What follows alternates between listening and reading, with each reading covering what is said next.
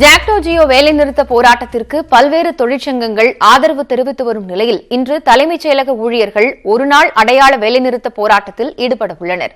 மாலை 3 மணிக்குள் தங்களை முதலமைச்சர் அழைத்து பேச்சுவார்த்தை நடத்தாவிட்டால் போராட்டத்தை தீவிரப்படுத்துவோம் என ஜாக்டோ ஜியோ அமைப்பு எச்சரித்துள்ளது. ஜாக்டோ ஜியோ அமைப்பினரின் வேலைநிறுத்த போராட்டம் 9வது நாளை எட்டியுள்ள நிலையில் 97% மேல்நிலைப் பள்ளி ஆசிரியர்களும் 85% தொடக்கப்பள்ளி ஆசிரியர்களும் பணிக்கு திரும்பிவிட்டதாக பள்ளிக் கல்வித்துறை தெரிவித்துள்ளது. ஆனால் 90% ஆசிரியர்கள் போராட்டத்தை தொடர்ந்து வருவதாக ஜாக்டோ ஜியோ அமைப்பினர் தெரிவித்துள்ளனர். மாலை 3 மணிக்குள் முதலமைச்சர் அழைத்து பேச்சுவார்த்தை நடத்தாவிட்டால் அதன் பின்னர் நடைபெறும் உயர்மட்ட குழு கூட்டத்தில் அடுத்த கட்ட போராட்டத்தை தீவிரப்படுத்த முடிவெடுக்கப்படும் என கூறியுள்ளனர்.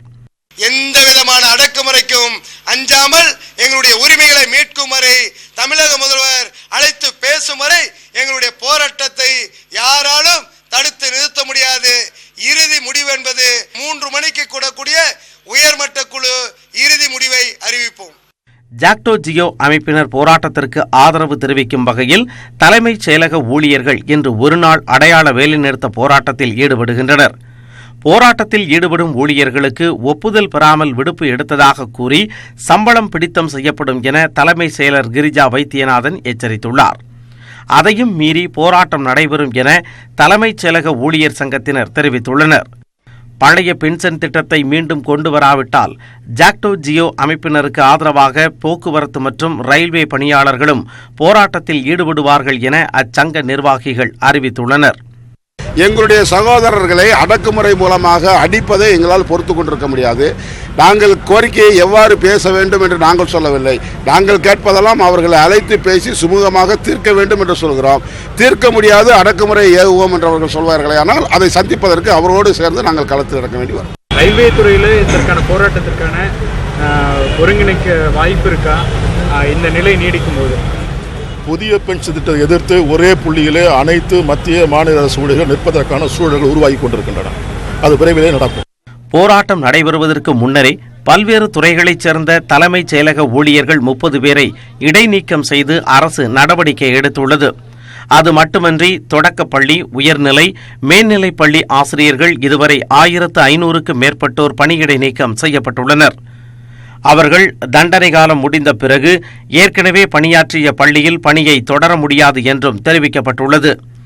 இன்று முதல் பணிக்கு திரும்பும் ஆசிரியர்கள் மாவட்ட முதன்மை கல்வி அலுவலரிடம் அனுமதி பெற வேண்டும் என பள்ளி கல்வித்துறை கூறியுள்ளது. இதனிடையே பங்களிப்பு ஓய்வூதிய திட்டத்தில் அரசு ஊழியர் ஆசிரியர்களிடம் பிடித்தம் செய்யப்பட்ட 21,820 கோடி ரூபாய் பொது கணக்கில் இருப்பு வைத்து பத்திரமாக பராமரிக்கப்படுவதாகவும் தவறான தகவல்களை நம்ப வேண்டாம் என்றும் தமிழக அரசு தெரிவித்துள்ளது. நடப்பு ஆண்டில் பெறப்படும் பங்களிப்பு தொகையையும் முறையாக வரவு வைத்து ஆண்டு இறுதியில் வட்டி கணக்கிடப்பட்டு பொது கணக்கு நிதியில் சேர்க்கப்படும் எனவும் தமிழக அரசு விளக்கமளித்துள்ளது. இது தொடர்பான விவரங்களை cps.tn.gov.in என்ற இணையதளம் மூலம் தெரிந்து கொள்ளலாம் என தமிழக அரசு அறிவித்துள்ளது. மக்களின் நலனை கருத்தில் கொண்டு அரசு ஊழியர்களும் ஆசிரியர்களும் பணிக்கு திரும்ப வேண்டும் என்று முதலமைச்சர் எடப்பாடி பழனிசாமி வேண்டுகோள் விடுத்துள்ளார். ஜாக்டோ ஜியோ அமைப்பினரின் தொடர் போராட்டத்தை தொடர்ந்து முதலமைச்சர் எடப்பாடி பழனிசாமி அறிக்கை ஒன்றை வெளியிட்டுள்ளார். அதில் அரசு ஊழியர்கள் கேட்காமலேயே பல்வேறு சலுகைகள் வழங்கியதையும், நிதி நெருக்கடிக்கு மத்தியிலும் 7வது ஊதியக்குழு பரிந்துரைகளை அமல்படுத்தியதையும் சுட்டிக்காட்டியுள்ளார். பல மாநிலங்களில் சம்பளம் கூட சரியாக வழங்கப்படாத நிலையில் தமிழக அரசு அகவிலைப்படியை நிலுவையுடன் வழங்கி வருவதாகவும் முதலமைச்சர் கூறியுள்ளார். அரசு மக்கள் நலனுக்காக செயல்பட வேண்டும் என்றும் அதில் அரசு ஊழியர்களுக்கு முழு பங்கு உண்டு என்று கூறியுள்ள முதலமைச்சர் சுயநலத்தை மட்டும் கருத்தில் கொள்ளாமல் சில நேரங்களில் உரிமைகளை விட்டுக் கொடுத்து மக்கள் பணியாற்றுவது நமது கடமை எனவும் அறிவுறுத்தியுள்ளார்.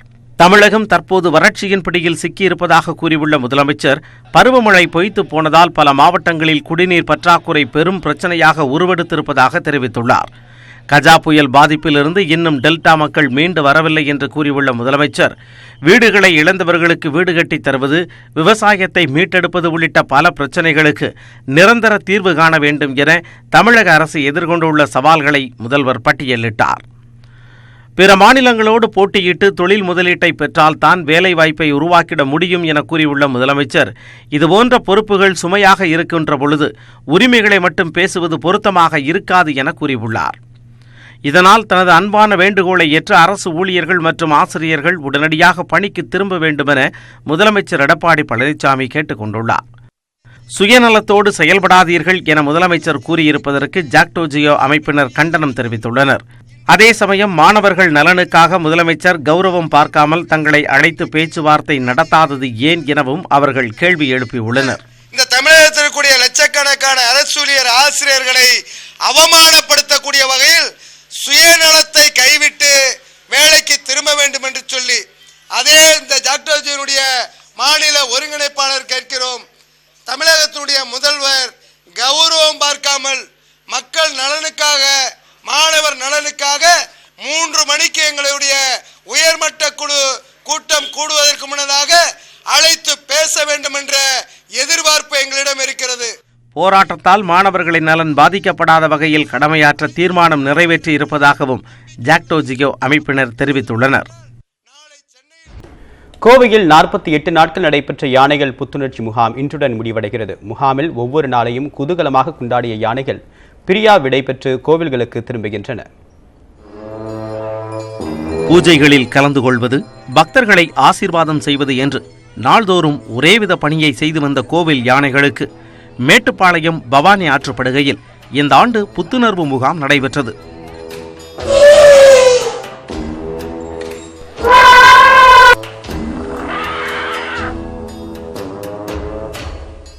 கடந்த மாதம் 14ஆம் தேதி தொடங்கிய இந்த முகாமில் 28 யானைகள் பங்கேற்றன. தினமும் நடைபயிற்சி, ஷவர் குளியல், சமச்சீர் உணவு, பசுந்தீவனம், மருத்துவ பரிசோதனை, மற்ற யானைகளுடன் விளையாடுதல் என முகாமின் சிறப்பு விருந்தினராக கவனிக்கப்பட்டன யானைகள்.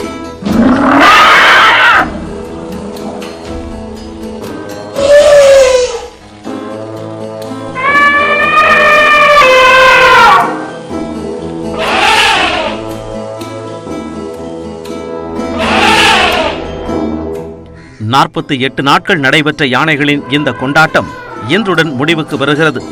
ஆண்டு விடுமுறைக்கு பிறகு பள்ளிக்கு திரும்பும் குழந்தைகள் போல் இல்லாமல் உற்சாகத்துடனே யானைகள் தங்கள் பணிக்கு திரும்புவதாக கூறுகின்றனர் பாகன்கள். லாரிகளை கண்டு சில யானை முதல்ல கலையும் வைக்கும். இப்போ அந்த இதுகள்லாம் இல்லாமல் நல்ல முறையில் லாரிகளை கண்டோன்னா அதுக்கே ஒரு சந்தோஷமா நம்ம ஊருக்கு போகிறோம் அப்படிங்கிற சந்தோஷமா இருக்கு. இருந்தாலும் யானைகள் பூரா 2 யானை 3 யானை இப்படி சேர்ந்த யானைகள் பூராமே பிரிதம்ங்கிற ஒரு பாசத்தில் ஒன்று சத்தம் போட்டுக்கிட்டு கிடக்கு. 5 அறிவு யானைகளுக்கு அடுத்து என்ன நடக்கப் போகிறது என்பதை அறிவதற்கு நியாயமில்லை. ஆனால் 48 நாட்கள் ஒன்றாக பழகி யானைகளை பராமரித்த பாகன்களுக்கு இந்த பிரிவு வருத்தத்தை ஏற்படுத்தி உள்ளது. கேம்பு முடியக்கூடிய தருவாயில் இருக்கு. இப்போ இந்த 1ஆம் தேதி எப்படி இந்த கேம்பு வந்தோமோ முதல் நாள் அப்போ எவ்வளோ யானை சந்தோஷமா இருந்துச்சோ இல்லை யானையும் பார்த்து, அதை விட ரொம்ப வருத்தமா இருக்கு. இன்று மாலை 4 மணிக்கு நடைபெறவுள்ள நிறைவு விழா நிகழ்ச்சியில் யானைகளை மாலை மரியாதையுடன் அமைச்சர் சேவூர் ராமச்சந்திரன் வழி அனுப்பி வைக்க உள்ளார்.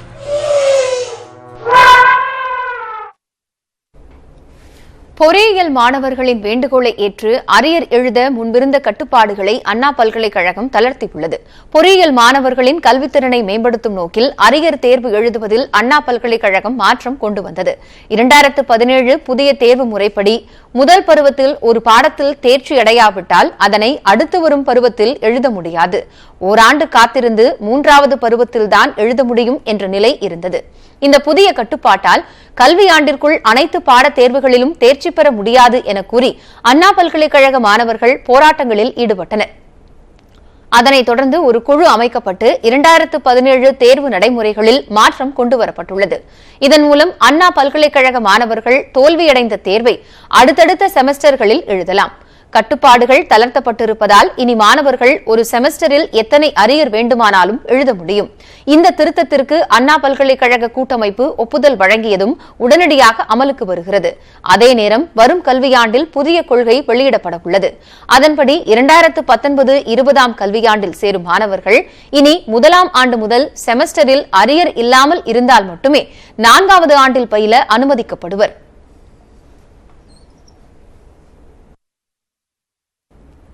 கும்பகோணத்தில் பதவி நீக்கம் செய்யப்பட்டதை கண்டித்து மடாதிபதிகளின் ஆதரவாளர்கள் மடத்தின் பூட்டை உடைத்து உள்ளே புகுந்து எதிர்த்தரப்பினரை தாக்கியதால் பதற்றம் நிலவியது. கும்பகோணம் மகாமகக்குளம் அருகே அமைந்துள்ள வீரசைவ பெரிய மடத்தை கர்நாடக மாநிலத்தை சேர்ந்த லிங்காய சமூகத்தினர் நிர்வகித்து வருகின்றனர். இந்த மடத்தின் மடாதிபதியாக நீலகண்ட சாரங்க தேசிகேந்திர சுவாமிகள் இருந்து வருகிறார். இந்நிலையில் இவர் ஆன்மீக பயணமாக கடந்த 16ஆம் தேதி கர்நாடகா சென்றிருந்த நிலையில் இவர் மீது பல்வேறு முறைகேடு புகார்களை கூறி நீக்கிவிட்டதாக கூறப்படுகிறது. அவருக்கு பதில் முருகசாரங்க தேசிகேந்திர மகா சுவாமிகள் மடாதிபதியாக பதவியேற்றுக் கொண்டுள்ளார். இந்நிலையில் நள்ளிரவு ஊர் திரும்பிய முந்தைய மடாதிபதி தனது ஆதரவாளர்களுடன் மடத்தின் பூட்டை உடைத்து உள்ளே நுழைந்தார். அப்போது அங்கிருந்த தற்போதைய மடாதிபதியின் ஆதரவாளர்களை கடுமையாக தாக்கி தகராறில் ஈடுபட்டதால் பதற்றம் நிலவியது.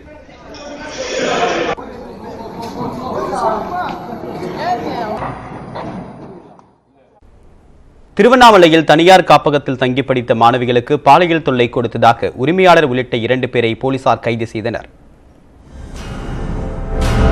திருவண்ணாமலை ரமணாநகர் பகுதியில் கடந்த 10 ஆண்டுகளுக்கு மேலாக இயங்கி வருகிறது அருணை குழந்தைகள் காப்பகம். பாபு என்பவருக்கு சொந்தமான இங்கு பல்வேறு பகுதிகளைச் சேர்ந்த 6ஆம் வகுப்பு முதல் 12ஆம் வகுப்பு வரையில் படிக்கும் மாணவிகள் தங்கி படித்து வருகின்றனர். காப்பகத்தில் உள்ள மாணவிகளுக்கு அதன் நிர்வாகிகள் பாலியல் தொல்லை அளிப்பதாகவும் அடிப்படை வசதிகள் கூட இன்றி காப்பகம் இயங்கி வருவதாகவும் மாவட்ட ஆட்சியர் அலுவலகத்திற்கு தகவல் கிடைத்தது. இதன் அடிப்படையில் மாவட்ட குழந்தைகள் பாதுகாப்பு அலுவலர் கோகிலா உள்ளிட்டவர்கள் சம்பவ இடத்திற்கு சென்று ஆய்வு மேற்கொண்டனர். அப்போது மாணவிகள் சிலருக்கு விடுதியின் உரிமையாளர் மற்றும் மேலாளர் பாலியல் தொந்தரவு அளித்தது அவர்களிடம் நடத்திய விசாரணையில் தெரிய வந்தது. அதனைத் தொடர்ந்து அங்கிருந்த 15 மாணவிகளையும் மீட்டு அரசு காப்பகத்தில் அதிகாரிகள் ஒப்படைத்தனர். இந்த சம்பவம் குறித்து வழக்கு பதிவு செய்துள்ள திருவண்ணாமலை போலீசார் விடுதியில் இருந்த சிசிடிவி பதிவுகளை கைப்பற்றி விசாரித்து வருகின்றனர். மேலும் காப்பக உரிமையாளர் பாபு, மேலாளர் வினோத்குமார் ஆகிய 2 பேரையும் கைது செய்தனர். 2020 உலகக்கோப்பை T20 கிரிக்கெட் தொடரில் இந்திய அணி தனது முதல் போட்டியில் தென்னாப்பிரிக்க அணியுடன் பலப்பரீட்சை நடத்தவுள்ளது. 2011க்கு பிறகு ஐசிசி உலகக்கோப்பையில் இந்தியாவும் பாகிஸ்தானும் லீக் ஆட்டத்தில் ஒரே பிரிவில் இடம்பெறாதது இதுவே முதல் முறையாகும். 2020ஆம் ஆண்டு 7வது 20 ஓவர் உலகக்கோப்பை கிரிக்கெட் தொடர் ஆஸ்திரேலியாவில் நடைபெறவுள்ளது. இதற்கான போட்டி அட்டவணையை சர்வதேச கிரிக்கெட் கவுன்சில் வெளியிட்டுள்ளது. அதன்படி இந்த தொடரின் தகுதிச் சுற்று 2020 அக்டோபர் 18ஆம் தேதி தொடங்குகிறது. தற்போது சர்வதேச T20 தரவரிசையில் முதல் 8 இடங்களில் உள்ள இந்தியா, ஆஸ்திரேலியா அணி உட்பட பிரதான சுற்றில் நேரடியாக களமிறங்குகின்றன. தரவரிசையில் 9 மற்றும் 10வது இடத்தில் உள்ள இலங்கை, வங்கதேச அணிகள் தகுதி சுற்றில் விளையாட உள்ளன. 2 பிரிவுகளில் நடைபெறும் தகுதி சுற்றில் மொத்தம் 8 அணிகள் பங்கேற்கின்றன. இதில் ஒவ்வொரு பிரிவிலும் முதல் 2 இடங்களை பிடிக்கும் அணிகள் பிரதான சுற்றுக்கு முன்னேறும். 2020 T20 உலகக்கோப்பை தொடரின் பிரதான சுற்று அக்டோபர் 24இல் தொடங்குகிறது. பிரதான சுற்றை பொறுத்தவரை ஏ பிரிவில் பாகிஸ்தான், ஆஸ்திரேலியா, நியூசிலாந்து, மேற்கிந்திய தீவுகள் உட்பட 2 தகுதிச் சுற்று அணிகளும் இடம்பெறும். பி பிரிவில் இந்தியா, இங்கிலாந்து, தென்னாப்பிரிக்கா, ஆப்கானிஸ்தான் அணிகள் நேரடியாக இடம் பிடித்துள்ளன. மேலும் 2 தகுதிச் சுற்று அணிகள் அங்கம் வகிக்கும். மேலும் இந்திய அணி தனது முதல் லீக் ஆட்டத்தில் 2020 அக்டோபர் 24ஆம் தேதி தென்னாப்பிரிக்காவுடன் மோதுகிறது. அக்டோபர் 29இல் ஏ பிரிவு தகுதிச் சுற்று அணியுடனும் நவம்பர் 1இல் இங்கிலாந்துடனும் பலப்பரீட்சை நடத்தவுள்ளது. நவம்பர் 5ஆம் தேதி இந்திய அணி பி பிரிவு தகுதிச் சுற்று அணியையும் நவம்பர் 8இல் ஆப்கானிஸ்தான் அணியையும் எதிர்கொள்கிறது. முதல் அரையிறுதிப் போட்டி நவம்பர் 11இல் சிட்னியிலும், 2வது அரையிறுதிப் போட்டி நவம்பர் 12 அடிலைட்டிலும் நடைபெறவுள்ளன. மேலும் 2020 T20 உலகக்கோப்பை இறுதிப் போட்டி நவம்பர் 15ஆம் தேதி மெல்பர்னில் அரங்கேறுகிறது. 20 ஓவர் கிரிக்கெட் தரவரிசையில் பாகிஸ்தானும் இந்தியாவும் முதல் 2 இடங்களில் உள்ளதால் லீக் சுற்றில் ஒரே பிரிவில் இடம்பெறவில்லை. 2011க்கு பின் ஐசிசி உலகக்கோப்பை தொடர்களில் இந்தியாவும் பாகிஸ்தானும் லீக் ஆட்டத்தில் ஒரே பிரிவில் இடம்பெறாதது இதுவே முதல் முறையாகும். இத்துடன் வணக்கம் தமிழ்நாடு நிறைவு பெறுகிறது. மேலும் அண்மை செய்திகளுக்கு தொடர்ந்து இணைந்திருங்கள். இது உங்கள் நியூஸ் 18 தமிழ்நாடு.